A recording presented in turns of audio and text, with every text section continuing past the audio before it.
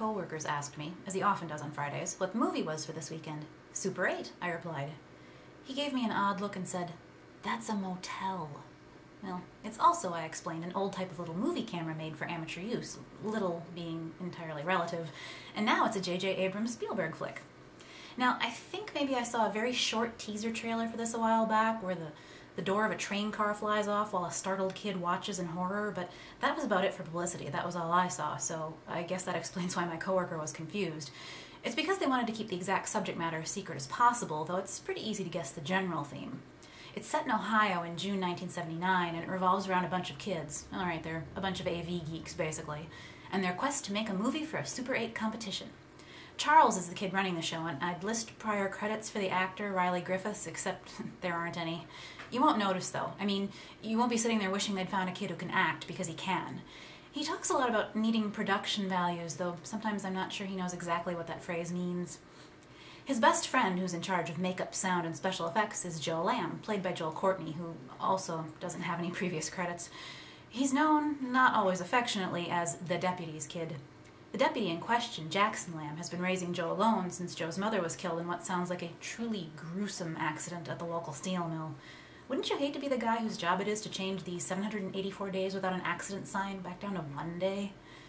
But though Jack is, according to Charles's dad, a stand-up guy, he's not really making it as a dad. Joe is left to roam mostly on his own while Jack throws himself into his work. Joe throws himself into movie making and making models and making makeup. I mean, doing the monster makeup for the flick, which is about a zombie infestation and the brave Detective Hathaway who fights it. Hathaway is played by Martin, who's played by Gabriel Basso, who actually has a few TV credits like The Big C. The various zombies are all played by Carrie, who's played by Ryan Lee, who's actually been in a bunch of short films. Carrie likes to blow things up. I mean, this kid is alarmingly fascinated by fire, and his friends keep trying to stage interventions for him. There were two brothers at my high school who also like to blow things up, and the elder is now gainfully employed by the Hollywood pyrotechnics industry, so if you can keep it under control, there's actually a future in pyromania. Anyway, in his quest for production values and storyline, Charles decides to give Hathaway a wife. He asks the pretty Alice Daynard to play the wife, and shockingly, she agrees. The actress, Elle Fanning, is only 13, but she looks older, and I think she's supposed to be 15 here, since the other kids all seem to be about that age. They're all trying to drive and stuff, so I hope they at least have learner's permits. Actually, maybe it isn't so shocking that Alice agrees, since I think her dad, Louis, doesn't like it when she leaves the house or talks to people or, lives. The kids are filming a scene at a railway station where Mrs. Hathaway talks about how worried she is for her husband, who's trying to send her to Mackinac Island so she'll be safe. That's in Michigan. Just then a long freight train goes thundering past, and rather than give up on filming because of the noise of this long freight train thundering past, Charles screams, "Production value!" and they start recording frantically. Until now, it's been a nice little coming-of-age flick. Then the train derails, the kids are fleeing lest they be flattened by a flying boxcar before they have a chance to come of age. The military shows up and things just generally get really weird. And here's where I have to be careful not to give anything away, since I really like discovering it all along with the characters. I mean, you pretty much know what's going to happen, but it's still a lot of fun to watch it unfold. The conscientious Jack doesn't like getting the runaround from the Air Force. They're led by Noah Emmerich of The Truman Show as a guy named Nelec. N-E-L-E-C. It looks like an anagram or something, but I can't make it into anything useful.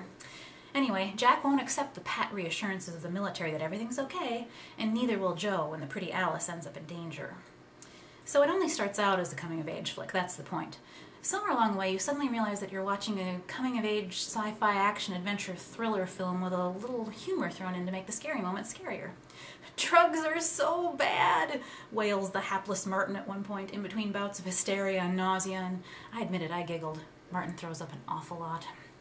Just do not, at any cost, leave before you see the movie within the movie, which rolls during the end credits. Not even if your car's on fire. I'm absolutely serious. The main movie is worth 4.5 out of 5, easy, because it was so much fun to watch despite the occasional little plot hole common to most sci-fi movies.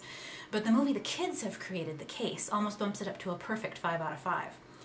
Watch especially for a shout out to classic zombie movie creator George Romero. Just do not join the group that's already wailing and moaning on the IMDb message boards about having bolted for the door and missed all of that fun.